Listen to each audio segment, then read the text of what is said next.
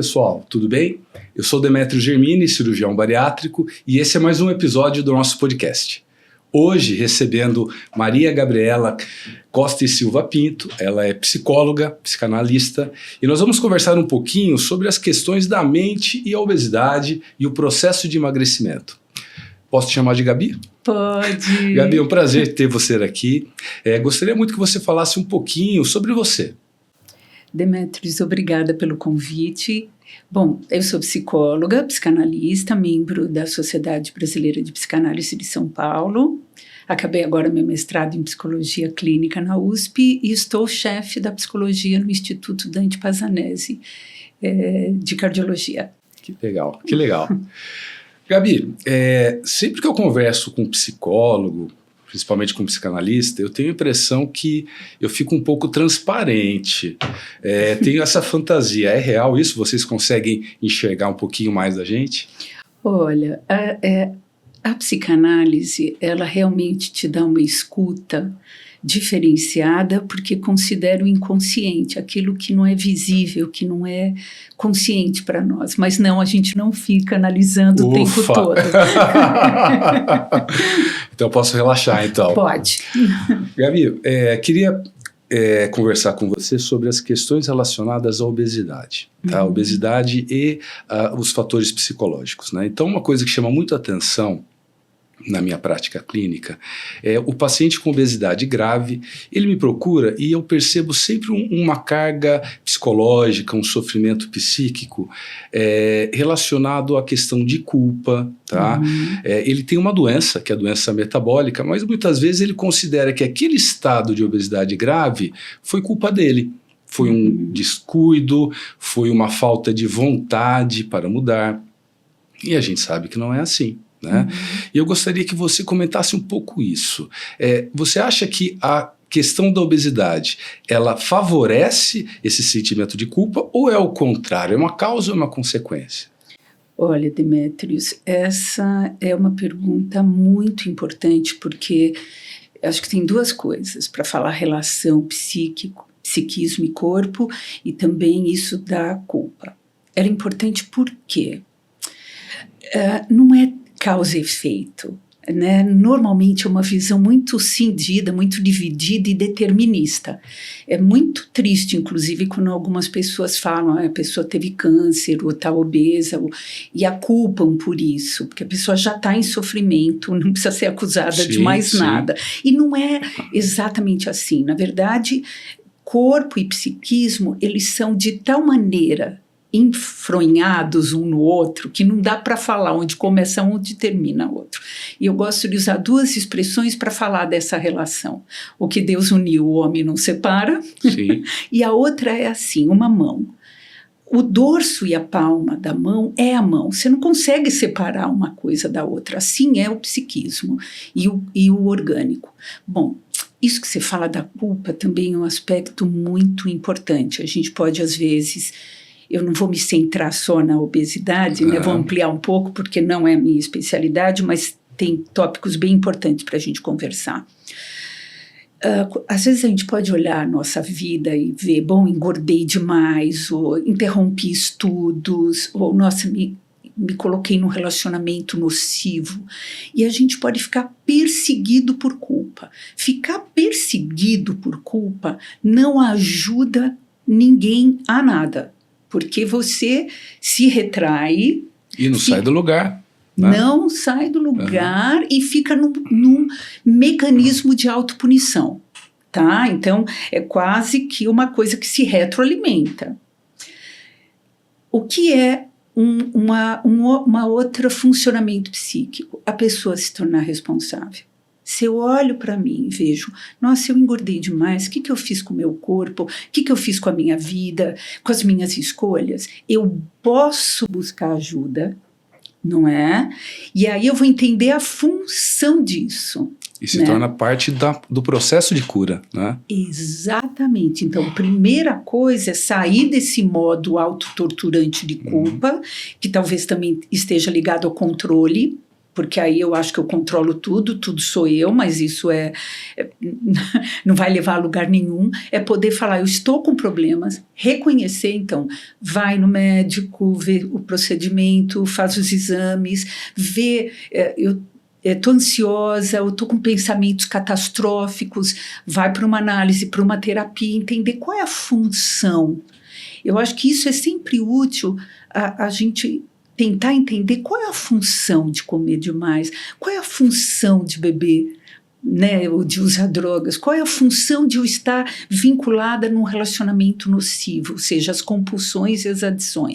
O que você está falando, então, eu entendi que é o paciente deixar de ter uma postura passiva, de ser culpado, de achar que é o meio externo e ter uma atitude positiva e ativa na cura, no processo. Se colocar como diretor da sua própria vida, é mais ou menos isso? Sim, sim. Eu sou responsável. Ao invés de eu sair sendo perseguido pelo destino, pelas pessoas, eu me torno responsável. Vou ver o que está acontecendo comigo. Por isso que vai ao médico, faz os exames, tem lá uma síndrome metabólica que o impede, né? Ou qual é o sentido, é uma carência, então eu como demais porque eu estou muito infeliz na minha vida, eu não tenho nenhuma satisfação, ou porque na verdade eu sou muito impulsiva.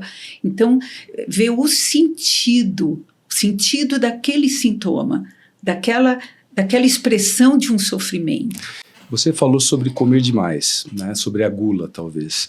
E uma coisa que eu percebo, e às vezes eu falo para alguns pacientes, você tem fome do quê? Porque o que nós percebemos é que é mais do que a comida. Parece que a comida é um conforto para alguma falta ou para alguma coisa que ele está buscando e ele não tem na vida atual, né? O que você imagina que possa estar na busca desse paciente? Ele come mais, ele tem essa gula porque está faltando alguma coisa na vida dele? Tem vários...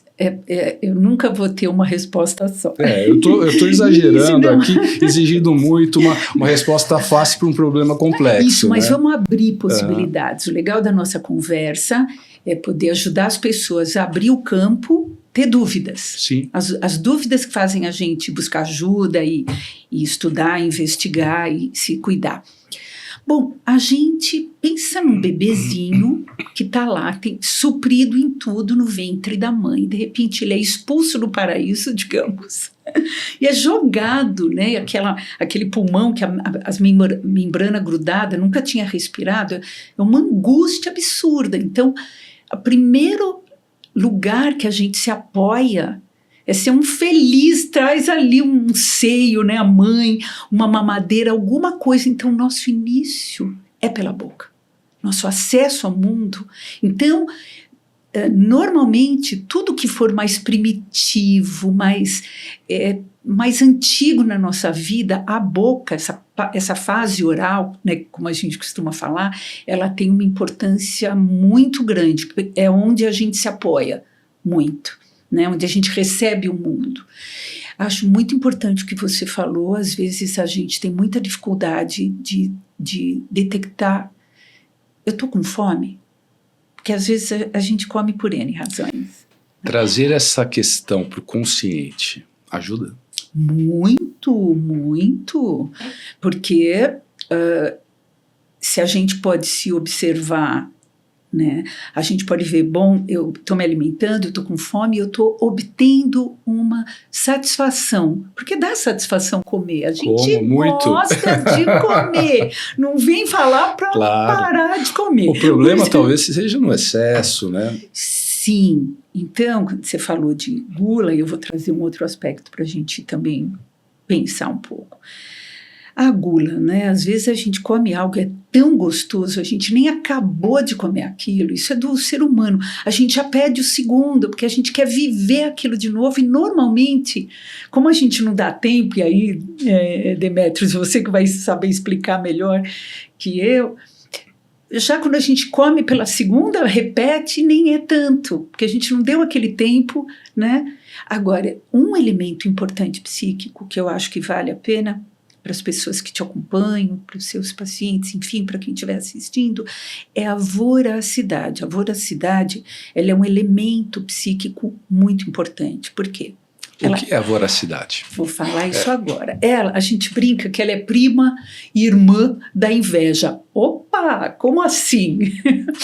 Na voracidade, a voracidade está ligada a todo o aspecto destrutivo, inclusive que inclui os dentes, do ataque. Então, se a gente está comendo algo e inconscientemente, então agora estamos falando só de coisas que a gente não acessa pela consciência, eu começo a desqualificar que aquilo não é bom, e às vezes não é só comida, né? A gente tem um trabalho, começa a reclamar e nada nunca está bom. Há um ataque invejoso daquilo, né? Um ataque destrutivo, aquilo não serve, vou ficar na coisa da comida. Sim, sim. E eu preciso de mais e mais e mais. E isso é um circuito mortífero mesmo, que também se retroalimenta. Quanto mais eu como, mais eu quero comer, é isso? Sim, e daí tem um aspecto destrutivo que é o ataque à própria pessoa, porque chega uma hora, a gente sabe, mesmo movido por gula, ou a comida tá boa, a gente come a mais, a gente sabe que tem algum momento que começa a dar um incômodo, né? E você está falando também alguma coisa sobre poderia dizer até melhor, uma autodestruição, talvez? Sim, as pessoas já acham que inveja. Então meu repertório, né, minha formação em psicanálise, vamos deixar acessível para todo mundo. Isso. É que as pessoas acham que inveja é algo assim. A minha amiga comprou um carro novo, eu olho e falo, ai, quero um carro igual aquele. Não, isso não é inveja. É emulação, é admiração, é qualquer outra coisa. A inveja, ela tem um caráter destrutivo. Então eu vou... É um exemplo, né? Eu não vou. Faço um risco naquele carro e falo, nem é tão legal assim. Então, se eu estou me alimentando e aquilo já é desqualificado para mim, é pouco, é ruim, não serve, eu queria uma outra coisa, ou um relacionamento, se eu estou assim comigo mesmo. E aí a gente volta na coisa da culpa. Né? Uhum. Se eu fico me culpando que eu não saio do lugar, ou que eu não emagreço, então eu sou ruim, sou horrível, isso é autodestrutivo, porque todos nós temos um aspecto amoroso, psiquicamente a gente tem uma força para o amor, para a construção, para o aprendizado, e todos nós temos uma força destrutiva de destruir, de ataque. Isto é importante a gente saber. Porque, olha, para a gente se destruir, qualquer coisa serve, até água. É isso aí. E isso eu acho que é um elemento que a gente pode começar a considerar, que a gente tem esses dois aspectos psíquicos que às vezes não estão integrados e que a gente pode começar a observar. E aí entra a tua pergunta, nossa, mas eu estou com fome? Ou eu quero um carinho, ou, nossa, eu não estou conseguindo controlar, será que eu posso pedir ajuda para cuidar disso? Então, o primeiro passo é ter consciência e entender esse processo, é isso? Sim, e entender que a gente não precisa ficar numa posição mental de onipotência. Eu posso buscar ajuda. Nossa, gente, a gente depende dos outros. Eu não arranco meu próprio dente. Eu não opero sozinho. Isso! E você opera depois que você ouviu aquele paciente muito, que ele é teu parceiro ali, sim, contando tudo, aí você vai vendo, aí vai pedindo os exames. É um casamento até, é uma parceria. Eu brinco que é uma sociedade. E por isso eu falo, olha, nós somos sócios no resultado, então eu vou fazer o meu melhor e você vai fazer o seu melhor. Né? Então você vai se dedicar, você vai tentar comer melhor, vai fazer atividade e o teu sucesso é o meu sucesso. Como nós somos sócios, eu fico tranquilo em poder puxar a tua orelha. Então as coisas funcionam assim e vão bem, mas eu acho que é nisso que você falou, de assumir as suas responsabilidades, né? Mas é muito legal o que você está falando, Demetrios, porque remete a algo que eu tenho tentado pensar, escrever um pouco, da importância da aliança terapêutica, de poder ouvir o paciente, porque quando você fala assim, igual você acabou de me explicar como você fala com o teu paciente, você está convidando a fazer uma aliança com o lado amoroso, positivo, potente dele, e não o colocando num lugar de submissão onde ele vai ter que te obedecer. Então, né? Sim. E aí depende tudo de você. Essa tua fala é preciosa. Então, e acho até importante para esclarecer quem quer, né, tá aí passando por todo esse sofrimento, esse adoecimento, de saber que não é mágico, que vai precisar se implicar, que não vai estar sozinho, né? É bem isso. Gabi, uma outra questão que eu acho que é muito importante é o medo, né? Hoje em dia, a cirurgia bariátrica, ela é tão ou mais segura do que cirurgias corriqueiras. Ela é tão segura como uma cirurgia de vesícula hoje, que é a cirurgia mais feita no mundo. E os benefícios são muito grandes, né? Nós temos ganho de tempo de vida, de qualidade. E às vezes conversando com os pacientes, eu sempre tenho a impressão que muitos eles são impedidos de buscar a ajuda, buscar cirurgia quando é indicada, por um medo que não é exatamente o medo da cirurgia, não é um medo de morrer. Eu desconfio que é um medo do sucesso. Desconfiança minha. Queria que você falasse um pouquinho sobre isso. Faz muito sentido, Demetrios. Assim, acho que uma coisa não exclui a outra. A gente tem medo de morrer. Todos nós. Isso. Mas a gente tem medo de nascer. E cada mudança é um novo nascimento. Então, as mudanças, elas nos trazem. Primeira mudança é quando a gente nasce. Vou retomar isso das angústias catastróficas, isso nos acompanha. Quando eu falo angústias catastróficas, é vivências de queda livre, de que a coisa não vai ter jeito. Por isso que a gente precisa estar bem acompanhado nessas escolhas. Mas é natural, medo, o que eu vou descobrir de mim? O que eu vou me tornar? E, inclusive, medo de consertar, porque toda busca por tratamento, por cuidado, ela não deixa de ser um movimento de reparação das coisas que a gente deixou de fazer ou fez de um jeito que foi nocivo para nós ou para alguém.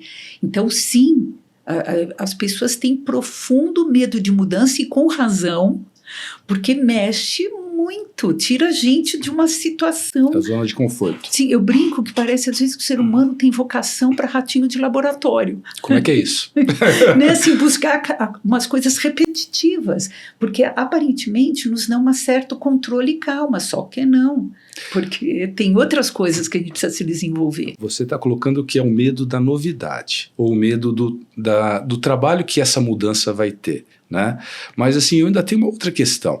Será que existe um outro medo, que é o medo de, puxa, eu cheguei naquilo que eu sonhei, eu cheguei no resultado que eu queria, talvez as desculpas que eu usava, agora eu não posso usar mais?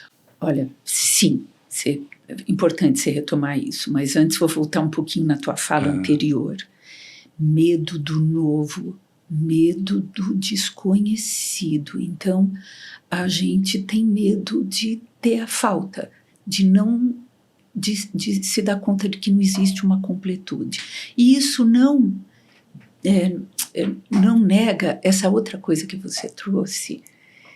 É muito interessante, porque a gente pode ter muito medo do sucesso, ou de estar bem, ou de usufruir a vida, se o que predomina é um sentimento de ser perseguido por culpa. Quase de culpa de ser feliz, de ter nascido. É complexo, né? Culpa de ser feliz, é isso? Culpa de ser feliz, de ter nascido. Olha, a gente não vai adentrar nisso, mas se a gente pensa na expulsão do paraíso, Deus falou, não coma da maçã, que é a árvore lá do conhecimento. Não toque nessa árvore. E à medida que a Eva lá, instigada pela serpente, faz isso, o ser humano começa a se ver nu, a se ver... Então, tem algumas coisas aí da Bíblia que já estavam lá e que nos dizem respeito. Sim, medo, porque aí, medo de ser feliz e de ser responsável. Porque se eu tenho experiência de ser feliz, de sofrer a alegria e sofrer a tristeza, eu vou estar escolhendo os caminhos. E isso não é fácil. assumir responsabilidades, é isso? Isso, sim. E você acha que para sair dessa enrascada, existe alguma orientação? Então, além da consciência, além da ajuda, além de passar com você no consultório, você vê alguma orientação geral para o paciente que tem esse medo? Olha, eu acho que é natural. É natural. Faz parte do processo? Faz parte da vida. Mas quando o medo te paralisa, então fica a dica. Quando o medo paralisa, a gente não consegue se desenvolver, a gente não consegue mostrar ou experimentar ao que a gente veio na vida. E a verdade, a única coisa que a gente pode ter algum alcance é tentar ser a gente mesmo nessa vida, não é? Então, o processo de autoconhecimento é importante, sim, né? Mas medo, ele faz parte. Ele faz, porque ele também é protetivo. Ele também tem um aspecto protetivo, porque eu posso, de repente, ter uma consciência que alguma coisa me faz mal, né? Por exemplo, eu imagino que depois da cirurgia seja importante todo um processo de adaptação, onde a pessoa vai precisar ter uma disciplina. Sim, fundamental. E se fortalecer egoicamente, vamos colocar assim, para fazer frente aos impulsos, porque os impulsos levam um tempão, estão ali, né? Já estavam e continuam, né? Eu brinco que os impulsos são que nem cavalo bravo, a gente tem que pôr rédea. É isso aí. Impulso de comer, impulso de ficar na cama e não sair para fazer atividade física, é o tempo todo. Gabi, os pacientes que eu opero, a maior parte são mulheres, são 20% homens, são pessoas, na maior parte, jovens, né? E o que eu observo? Que após a cirurgia, existe um equilíbrio da parte hormonal, especialmente nas mulheres, e uma qualidade de vida na questão da sexualidade melhora com a cirurgia. Por equilíbrio, por melhora da autoestima, mas eu observo também algum grau de aumento da sexualidade, uma hipersexualização em alguns pacientes, que eu considero saudável em muitos casos, porque faz com que o paciente fique mais integrado com a vida como ela é. Em alguns casos eu percebo um pouco de exagero nisso, e isso tem me trazido alguma preocupação. No que se refere à questão que nós estávamos falando da gula, né? Da questão da pessoa ter uma necessidade de fazer alguma atividade para sanar alguma falta. Então, de trocar a comida, por exemplo, por uma hipersexualização. Né? Como que você vê esse processo de mudança de imagem corporal e esse processo de sexualização? Bom, lembrando que não dá para a gente generalizar. Sim, cada caso claro. É um caso, eu acho que você traz aspectos bem importantes, Demetrios, porque, bom, eu imagino que a pessoa, à medida que ela vai emagrecendo, o corpo vai ficando mais confortável para ela, porque a gente é a nossa primeira casa, né? Então, muito provavelmente deve dar uma alegria, e fora a questão hormonal, do metabolismo, tudo, de poder exercitar, de poder ter prazer com o corpo, de poder ter intimidade, né? Eu imagino que às vezes na obesidade mórbida fica muito difícil o contato, a intimidade. De se sentir desejado. Isso, sim, ser reconhecido e desejado, sem dúvida. Então, provavelmente tem uma parte aí de uma sexualidade que estava lá, talvez até o prazer tivesse focado só na comida, que aí vai migrar para outras áreas. Mas tudo que é hiper, todos os excessos são falsos. Por exemplo, tanto o excesso de gordura quanto o excesso de magreza. A gente precisa ter ali uma camadinha de gordura para proteger a gente do frio, entre outras coisas, não é? Então, normalmente a hipersexualização, ela pode estar ligada a uma defesa em relação à angústia. A angústia do quê? Angústia de maneira geral. Existencial. Por exemplo, a gente vê, às vezes em crianças, por exemplo, o excesso da masturbação como uma angústia frente à existência, a vivência de morte, por incrível que pareça. Então, mas no caso que você está falando pós-cirurgia, a gente não pode fechar os olhos para, se existir aspectos compulsivos, né? Não é uma eliminação cirúrgica. Sim. Por isso que é um trabalho da pessoa ver, porque isso pode migrar. Às vezes as pessoas falam que ficam compulsivas por compras, ou isso é algo para cuidar. E tem a ver com isso da falta, quer dizer, não pode ter falta. Eu vou ter que estar sempre suprindo. Se eu sempre tiver que dar conta, se eu sempre tiver a demanda de satisfazer alguém ou ser querida, nossa, não vou ter sossego, né? Então, não tem fim, né? Não tem fim. Então é importante poder refletir um pouco sobre isso, sabe? Né? E essa reflexão é o caminho para tentar sair dessa situação? Sim, de novo eu falo que tem a ver com a história. O achado da psicanálise foi descobrir que as pessoas precisam falar. E quando elas falam, elas revelam muito mais do que elas queriam ou gostariam de revelar. Como vocês falam, tira do inconsciente e passa para o consciente, é isso? E nem tudo, porque graças a Deus o inconsciente que nem é infinito. Mas sim, quando a pessoa fala, ela pode se ouvir. E ela pode fazer conexões. A gente percebe as conexões, né? Então, você sabe, Demetrios, eu tinha no começo falado, não vamos interpretar, mas tem alguma coisa na tua fala que você sacou na tua experiência clínica a importância da culpa. A tua experiência clínica trouxe, e aí a nossa conversa está bastante permeada. Eu acho que isso é fundamental, Gabi. Eu até, em outro podcast, falei com uma paciente porque a obesidade tem uma dificuldade das pessoas entenderem que é uma doença, obesidade grave. Sim. Né? E elas consideram basicamente como um desleixo pessoal, como uma falta de vontade e um sinal de derrota. Eu estou nessa situação porque eu não fui capaz de vencer. Mas ela é uma doença como o câncer, por exemplo. E eu faço um paralelo de que ninguém critica uma outra pessoa porque ela teve um câncer e ela fez uma cirurgia, fez uma radioterapia e se curou do câncer. Muitas vezes o paciente com obesidade, ele próprio acha que ele é um fracassado ao não conseguir sair da situação de obesidade sem a cirurgia, e muitas vezes as pessoas que estão em volta dele também apontam os dedos. Você procurou o caminho mais fácil. Quando, na verdade, a cirurgia bariátrica, nos casos de obesidade grave, é às vezes o único caminho. Então, nós temos uma dupla culpa. Uma culpa por ser obeso mórbido e uma culpa por buscar a solução, o que eu acho extremamente injusto.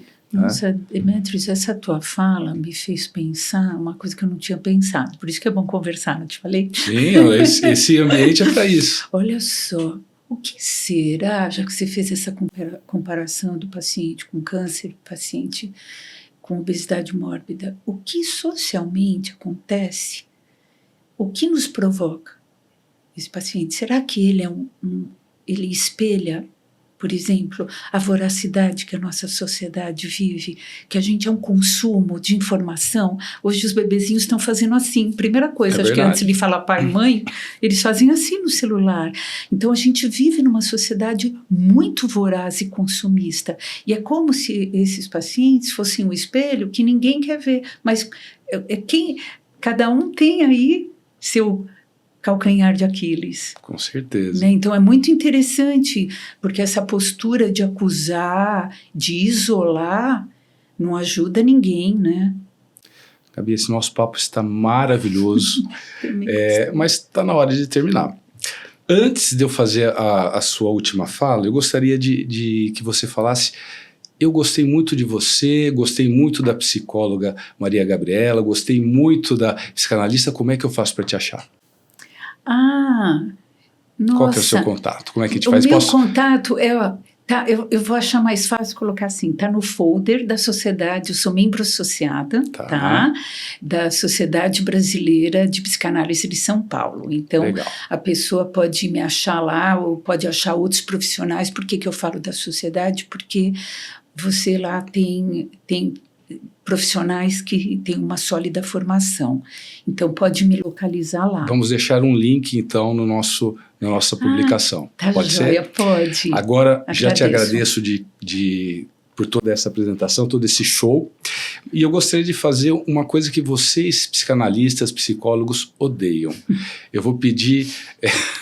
não são as 10 maneiras para ser feliz, mas assim, o que você poderia deixar de mensagem para esse paciente que está obeso, está procurando uma vida com mais equilíbrio, do ponto de vista psicológico? Qual que deve ser o pensamento dele na busca desse equilíbrio, na busca pelo emagrecimento? O que você dá de mensagem para eles? Bom, realmente a gente não gosta, psicanalista não gosta de dar receita, mas sei. Assim, primeiramente, ninguém nos salva. Então, a gente precisa ter amor próprio para a gente se olhar, ver as dificuldades que a gente está tendo e buscar ajuda com ótimos profissionais e entender que todo dia é um recomeço, né? Tentar ir percebendo os aspectos destrutivos, quando a gente vai se pôr em risco, vai se violentar de alguma maneira e se pegar no colo, no sentido de não fazer tudo o que quer, porque às vezes o que a gente quer é se autodestruir, mas se cuidar, né? E buscar ajuda, sem tanta crítica, autocrítica, mas com afeto, com esperança de que as coisas podem ser mudadas, podem se modificar, entendendo que vocês podem estar vivos, serem vocês mesmos e buscarem os momentos felizes, porque felicidade completa não, acho que talvez a gente até achasse esquisito, que a gente também cresce com as dificuldades, mas se dá essa chance, a gente merece sempre uma chance da única coisa que a gente pode, que é ser a gente mesmo na nossa vida. Obrigada. Sensacional, muito obrigado. Pessoal, esse foi mais um episódio do nosso podcast. Siga-nos nos nossos canais e até o próximo episódio.